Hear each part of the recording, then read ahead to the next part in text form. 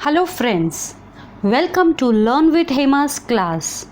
Today in this session we are going to study class 7 Marathi subject first chapter प्रार्थना. ये 7वीं कक्षा का मराठी विषय से प्रार्थना यह पहला पाठ है. बच्चों, यह एक कविता है प्रार्थना और यह कविता लिखी है जगदीश खेबुड़कर ने. किसने लिखी है यह कविता? जगदीश खेबुड़कर ने.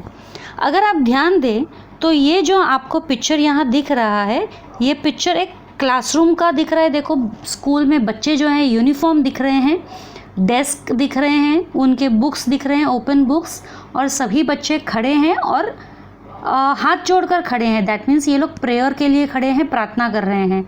जब हम स्कूल में जाते हैं तो हम प्रेयर्स करते हैं first thing in the morning, और वही प्रेयर्स ये बच्चे यहाँ कर रहे हैं. और वही प्रार्थना जो है ये यहाँ पर जगदीश खेबुड़कर ने लिखी है. अब ये क्या कह रहे हैं, क्या प्रार्थना कर रहे हैं, वो हम यहाँ पर इस कविता में देखेंगे. जगदीश खेबुड़कर जो है, इनका परिचय अगर मैं देती हूँ तो ये जो है मराठी के एक बहुत ही प्रसिद्ध साहित्यिक है. साहित्यिक मतलब राइटर, नॉवल राइटर करते हैं, गीतकार भी है ये. इन्होंने गीत भी काफ़ी लिखे हैं और मराठी फिल्म्स के लिए भी इन्होंने काफ़ी गाने लिखे हैं और इन्होंने काफ़ी कथाएं, स्टोरीज़ और नाटक भी इनके प्रसिद्ध है. जगदीश खेबुड़कर, अगर आप इनके बारे में नेट में स्टडी करेंगे तो भी आपको काफ़ी जानकारी मिल जाएगी. और ये जो पोएम है, इन्होंने स्कूल के लिए जो उनका प्यार है, उनका अपनापन है, या उनका थैंकिंग, ग्रैटिट्यूड जो है स्कूल के लिए, अपनी फीलिंग उन्होंने यहाँ पे व्यक्त की है. तो लेट्स लर्न प्रार्थना. ऐका, वाचा, म्हणा. ऐका मीन्स टू लिसन, वाचा मीन्स टू रीड, म्हणा मीन्स टू से, स्पीक. तो ये listening, reading and speaking skills, ये 3 स्किल्स हम यहाँ पे इस पोइट्री में करने वाले हैं.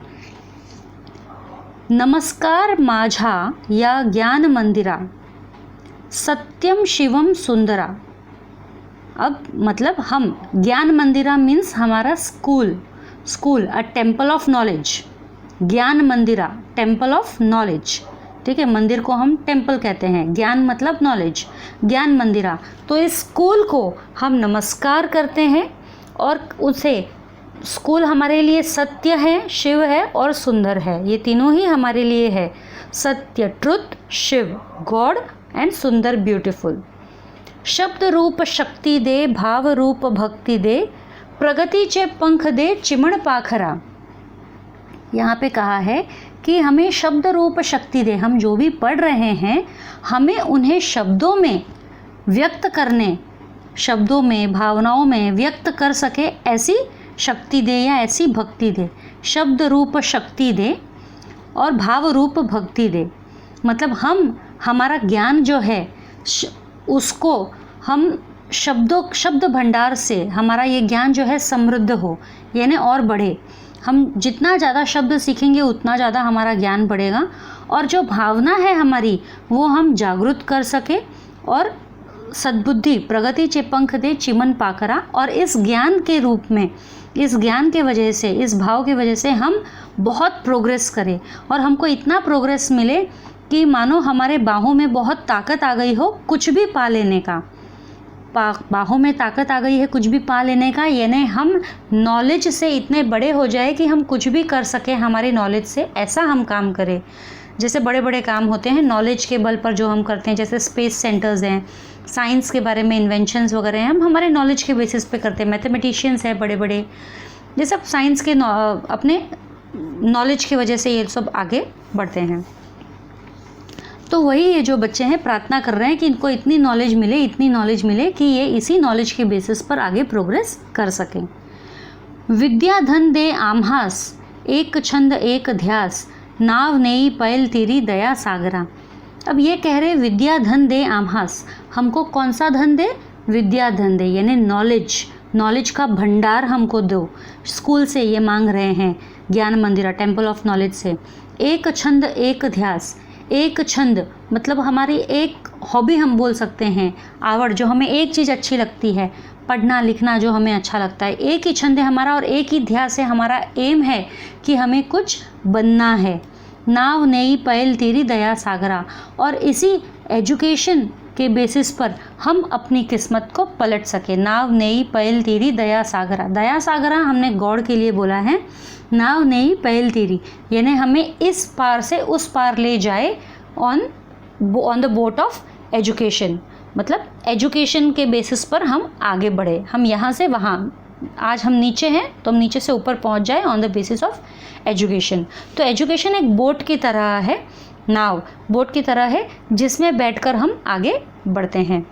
हो आम्ही नीतिमंत कला गुणी बुद्धिमंत कीर्तीचा कळस जाय उंच अंबरा।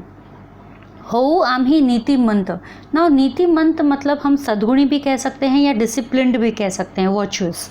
ओके, तो हम जो है डिसिप्लिन्ड हो जाए, सद्गुणी हो जाए, बिकॉज ऑफ कोर्स अगर हम एजुकेट होते हैं तो हम बहुत कुछ अच्छी बातें सीखते हैं, बहुत कुछ नॉलेजेबल थिंग्स सीखते हैं। कला गुणी बुद्धिमंत, हम बहुत सारी कलाएं सीखते हैं, जैसे स्किल्स है, जैसे आर्ट एंड क्राफ्ट का स्किल्स है या स्पोर्ट्स है, हम काफ़ी चीज़ें स्कूल में सीखते हैं। कीर्तिचा कळस जाए उंच अंबरा, और हम इतना नॉलेज पाएँ कि हमारी प्रोग्रेस जो है एकदम 7वें आसमान पर, या बोलते एकदम ऊंचाई पर हम पहुंच जाए, हमारी प्रोग्रेस पहुंच जाए, हमारा नाम जो है चारों तरफ फेमस हो जाए, हम इतने प्रोग्रेस करें। तो ये स्कूल से हम प्रार्थना कर रहे हैं कि हमें इतना ज्ञान दे, इतना ज्ञान दे कि हम कहाँ से कहाँ पहुंच जाए और सारे जग में हमारा नाम जो है कीर्तिमान हो जाए, फेमस हो जाए। तो ये प्रार्थना हमें सुबह सुबह स्कूल में करवाते हैं या करनी चाहिए। तो ये चैप्टर हमारा यहीं ख़त्म हो जाता है। ये एक पोएम है जगदीश खेबुड़कर द्वारा लिखी हुई, इसमें कोई क्वेश्चन आंसर्स नहीं है, कुछ वर्ड्स हैं खाली, जैसे ज्ञान मंदिरा,